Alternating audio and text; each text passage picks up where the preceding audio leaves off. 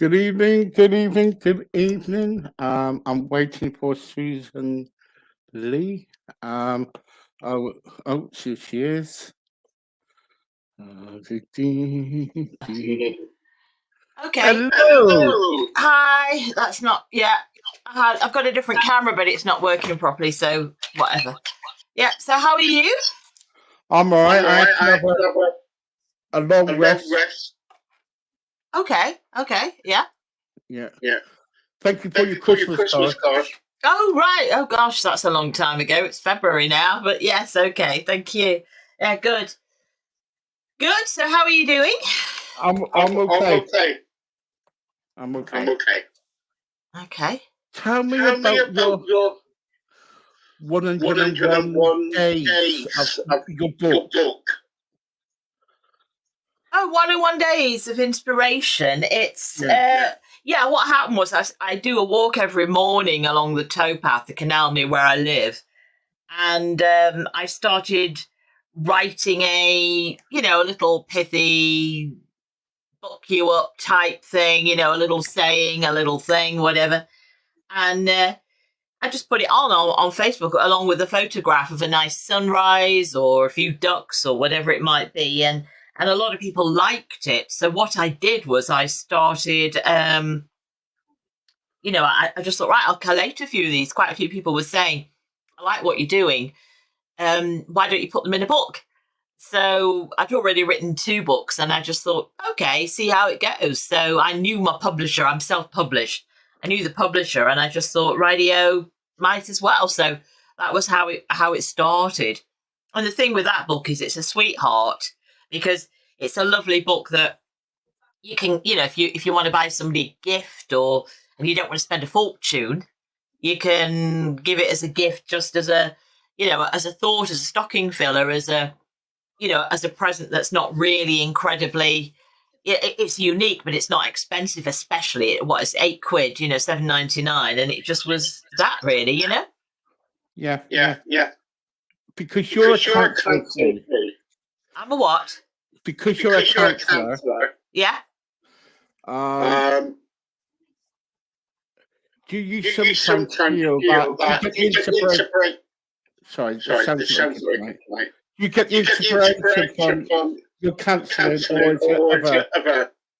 It's hard to tell, isn't it? Because I don't really differentiate the different parts of me and what I do. So it's a tough one, that, because I know that, I am what I do. And so, yes, I mean, if I'm thinking of something, I know if I'm talking with somebody, I might find that I might actually have to stop myself and stop speaking in counselor mode.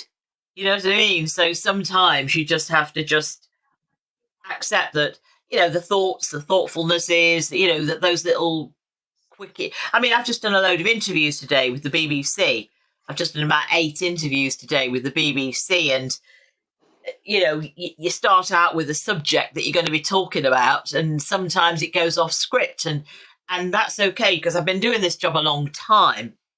So what you say just flows, doesn't it? What you say just comes out, and it's all part of the same package. It's all part of the same makeup of who you are. We've been talking a while. We've been talking a while now. Yes. What made you be a counselor in the first beginning?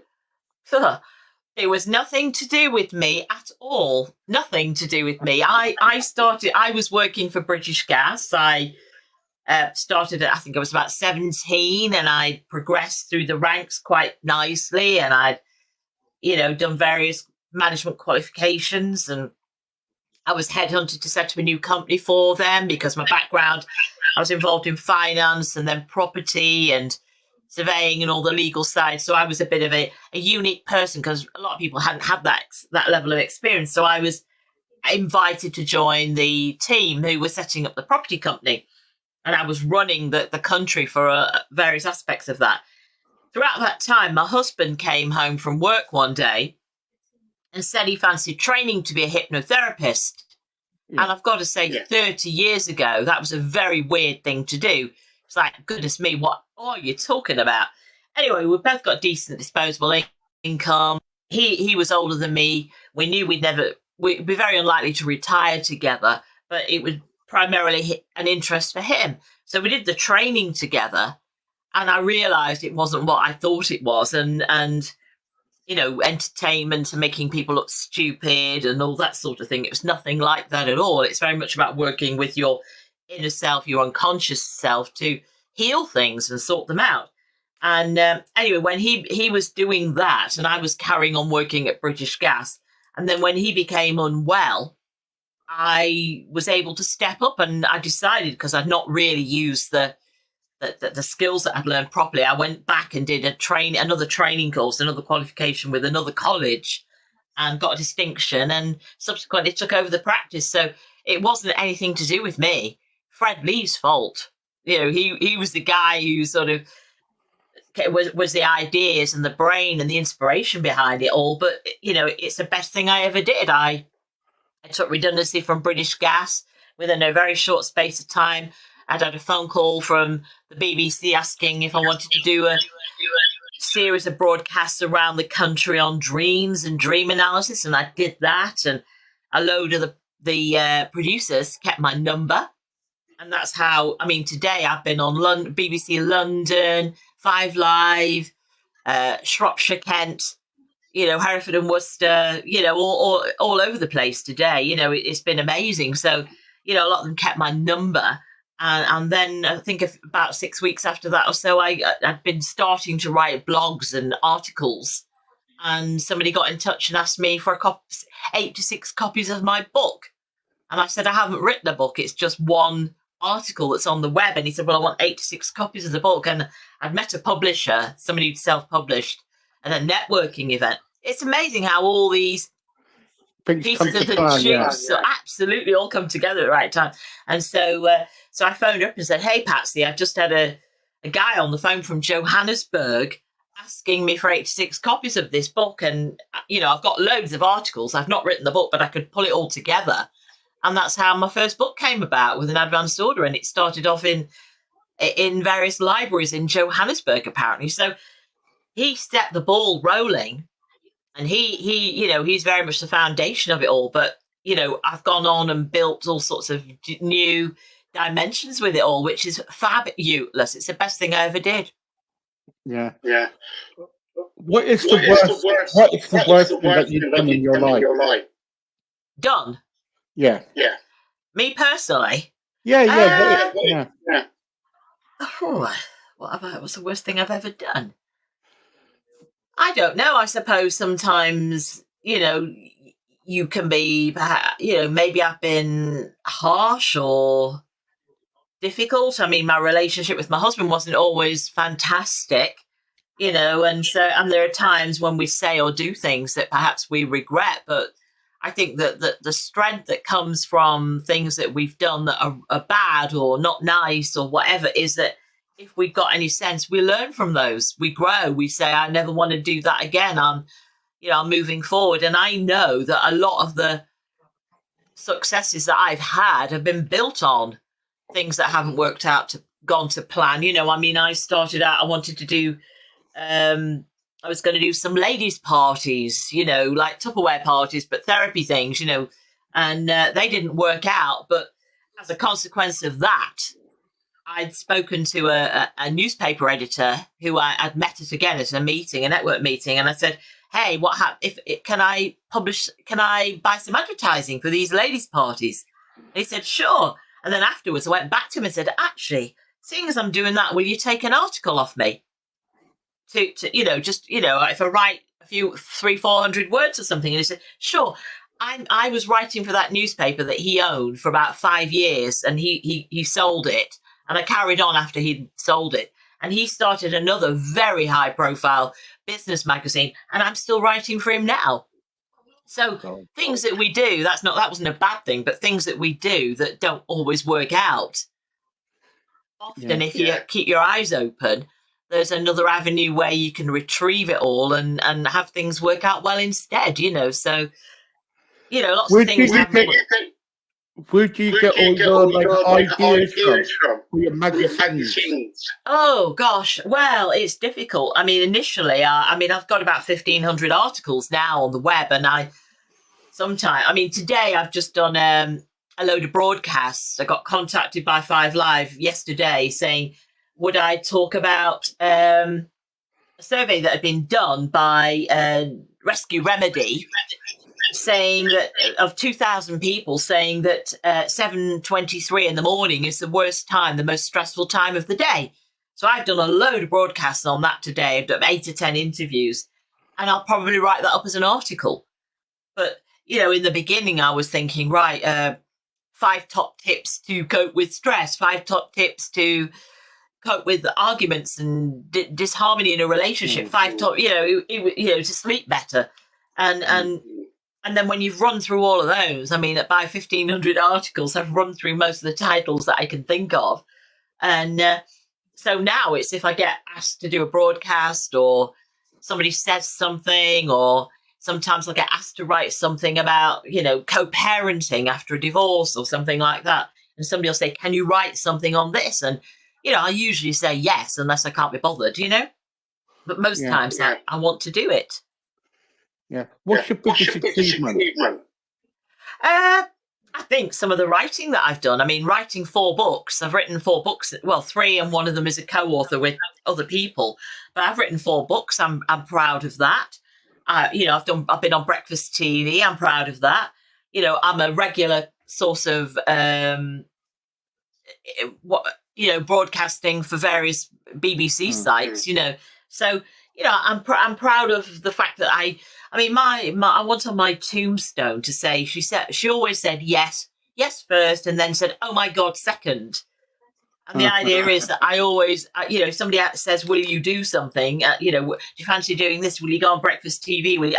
Yes, of course. And then afterwards I think, oh my goodness me, why ever did I agree to that? It's horrendous. What a nightmare I put myself through. But actually I thrive on having to sort nightmares out and move forward and all the rest of it, and so I always say to clients, try and scare yourself at least once a day, do something every day that's outside of your comfort zone. And it might just be eating something different for lunch, or going a different route, or saying yes to an opportunity that comes along. But, it's always important to not sit back on your laurels and just wait for things to happen, Yeah. Do you kind of sometimes get stressed out? Do I sometimes get stressed out? Well, recently. I don't get stressed out personally, but recently, I've had a massive, horrendous time this last couple of years. I've had 5 floods in my house in 3 years. And I've had to have the ceiling replastered. I've had the flooring dug up and re-screeded. I've had all the decorating done. And I've just discovered this week that it's happened again. So, and then on top of that, my mum's got dementia and won't allow carers in the house.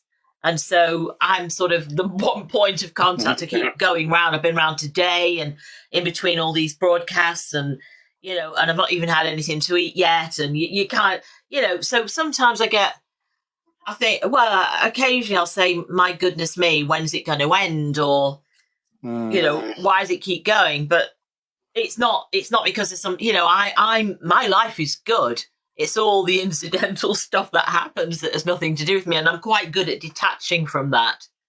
So I don't I don't take it personally. I don't think God's after me or something, but sometimes I just think, give me a break, mate, just, because, as I had my house broken into, I had my car stolen, and then I got a replacement car and that got vandalized. I don't know why, and then there was a lot of stuff that went on and on and on, back to back, day after day, for about getting on for 3 years. And that got me a bit stressed out. But, but then again, I've got great friends who, I'll check in and say, come on, Susan, let's go out for dinner or whatever, and that kind of gives you a bit of respite. So, it's tough. Life can be tough sometimes, as we all know. We've all been through those. I just felt that getting on for 3 years is rather a long time for it still to be going on, but We'll get there. How do you personally cope with life? Well, a lot of it's on my terms. So, I love where I live when it's not flooded. I'm quite, in terms of finances, I'm quite comfortable. So I appreciate that I've got a lot of good areas of my life. Not every area, I've got some decent friends. I've got people who support me in terms of my work. I've got people who love what I do, which is always nice. So if I identify that, okay, right, my home at the minute is still ongoing with this flooding, but, and I had a period of about 5 days where I didn't do anything about it. I just left it. I just thought, I cannot be bothered. This has happened again. And I just, sit there. And then my friend, we went out for coffee and she said, you need to get this sorted. And I went, you're right. And I came home and I made some phone calls. And just making a phone call, and this is what I was saying earlier on, sometimes just making one phone call, you're not stuck anymore. Just making one phone call to say, can somebody come and sort this out? I pay insurance. Will somebody come and deal with it for me? And, and they didn't turn up, but at least I'd made the phone call. And then I felt, able to move again, So it's sometimes just taking that first step to cope, just to give yourself back I'm coping here. I'm actually doing something. I can be passive if I want, but all that will happen is that I'll get black mold and my house will never dry out. So, let me start moving a bit. But it's been very, very, very difficult. Very, very tough at times, Any regrets? No, I don't think I do regrets. Really. Maybe eating that extra slice of cake and putting a bit of weight on or whatever. But in the main, I don't think regrets serve anything. And I actually think if they do serve anything, it's to teach us.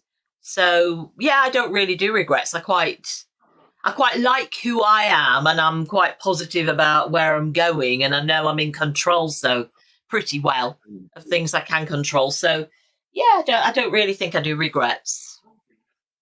Do you love yourself? Yeah, I think I like myself. I like myself. I think I'm intrinsically a good person. I think I'm dynamic. I think I'm energetic. I know I'm loyal. So, I'm a good friend. So, I love animals. I give to charity, all those sorts of things. So, in the main, I think I'm okay. Yeah, absolutely. Do you think you're at the stage now? With all these success that you had? That's the biggest achievement. Not necessarily, because I where I am in my life now, if this is it, if everything I've done to date, and this is as far as I go, then, I've written articles in some phenomenal magazines. I've written my books. I've done some fabulous podcasts, interviews, all the rest of it. If this is it, if this is as far as I've been on breakfast TV, if this is as far as I go, then I have no regrets, but that doesn't mean I've shut the door. So, somebody came along and said, Sue Leigh, do you want your own regular show on the BBC, or do you want to do this or that, the other, or whatever? I always say yes, pretty well. 99% of the time I say yes with glee, absolutely, I'll do things. So if another door opens, I will definitely grab it. So if BBC came today and said, Susan, I want you to do a Saturday night point of view program. Yeah. You'd do it. Yeah. Yeah. I mean, this is when I got phoned up that was the BBC. That was a job for the BBC, going all over the country. I got a phone call from somebody who was acting on behalf of Camelot, the lottery people. And she said, we wondered if you would be interested in doing a series of broadcasts on dreams and dream analysis. And I said, yes, of course, absolutely. And then I phoned Amazon up and got a load of books on dreams and dream analysis and did some superb interviews right across the country. So, if somebody phoned up and said, would you do this? I would, like I did when I got a phone call to do the book, metaphorically close the curtains and pull the drawbridge up and stuck my head down and got working on making these articles go good. And that's what happened, and that's how the book came about. So always, if I get an opportunity, I say yes and relish it and scare myself to death half the time. But absolutely fabulous. Love it. Okay, so if you were offered one radio program and one TV program that you were left to do, what would it be? It would probably be Woman's Hour on the radio, something like Woman's Hour, because that's not dissimilar to a show I had a bit back. And on Thursday afternoon, I do a show every week with somebody else. I don't want to present it now, but I presented the show for 3 years on local radio, and I got some great guests in, and every time I had a show, it was twice a week, I had a theme. So, so it's a bit of a chat show. It's a bit of a magazine show, not dissimilar to what you do, Steve. Talking with people about their lives, about how they got into things, perhaps addressing a particular issue or problem on each show, interspersed perhaps with a little bit of music, maybe. And I did that. And so that would be probably Woman's Hour, something like that. And TV, perhaps, I don't know, something maybe a slightly different version of that, something similar, I suppose. Not necessarily a fun comedy type thing, but something with a bit more of a serious, maybe a little bit of an investigative, maybe something like Stacey does. What I can't remember her surname, but Solomon. That's the one. No, not her. The girl who, anyway, the girl who was on Strictly Come Dancing, who married a dancer, and she's had a baby, and she goes round and she goes and lives in situations and does exposes. So maybe something like that, where there's a bit of an investigative side to it, where there's a particular result from it, where we're helping people, we're showing what's going on behind the scenes, that kind of thing. Also, that TV program with Anne in, what's her name? And was it 15 to 1? Right. Oh, Anne. Yes, I know who you mean. Yeah. Not Diamond, but yeah, I know who you mean. But yes, yeah. Well, I don't know. That's a question program, isn't it? But yeah, maybe something. I don't know. It's not. If it happens, it happens. I prefer radio to TV anyway. I always think radio's a more comfortable place for me. I like being on radio. Yeah. Just got a few more questions, if you don't mind. You did a lot of radio. What is the biggest radio story you've been involved in? Oh my goodness, I've done hundreds, thousands. Well, a lot of the stuff I do on radio is sort of almost advice driven. Yeah, so today I've been talking about, 7:23 in the morning is considered the most stressful time of the day. Give us some tips. How do we cope with that? Why do you think that's the case? And so always, whenever I've done a show, there's 9. Well, most times there's been a reason for it. So it might be helping. It might have been way back in the day talking about stopping smoking. Do a lot of radio. I mean, 5 Live regard me as their sleep expert. So I do a lot of shows on sleep, whether it's about working as a shift worker or a new mother, or if your partner snores, or sort of angles like that. So I've done all sorts of different things along those lines. Talked about domestic abuse and how abusive relationships can creep up on you. If you don't always know you're in an abusive relationship until you look back and see how you've suddenly lost all your friends, and you're feeling you've no confidence in yourself anymore, and you suddenly realise, gosh, where have I gone? What happened to me this last 2 or 3 years while I've been with this person? So I've covered some quite chunky subjects on different shows, and always had. I mean, virtually all the radio that I've done like that has been with the BBC, and they've always been very supportive. But then again, I've always been a safe pair of hands. So they know that I'm knowledgeable, that I'm qualified, that, I don't come out with stuff that's contentious necessarily. But, so what I'm saying is legit. So there's that side of it too. So, yeah, I've covered quite a few different chunky subjects that have been relevant at the time that have come through. Can you be argumentative? Yeah, should have heard me today. I mean, the show that we do a local show. I'm co-presenter on a local show, and the guy who runs it is a political pundit. And it's not uncommon for us to get into fisticuffs, on air, where he's extremely Tory. And whilst I don't think I'm necessarily political, but I'll certainly say, hang on a minute, what about this? And just a second, while you're saying that this has happened, So I'll challenge him quite often because he quite likes it, and it makes for a feisty show. And a few people have said there's anarchy on those airways when those two are on. So, I mean, you've got to be careful that you're not being,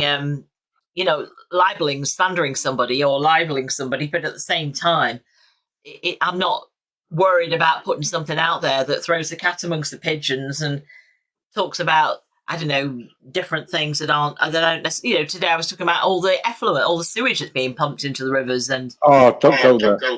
Well, precisely, and stuff about Rishi Sunak and where's his tax bill and things like that, so that kind of thing. So, we usually with a political slant, there is a little bit of, arguing, going backwards and forwards, but I think it's fair enough, actually, Yeah. Susan, thank you very much for joining me. My pleasure. Thank you so much. See you soon. Thank you. Let's see you soon. Bye.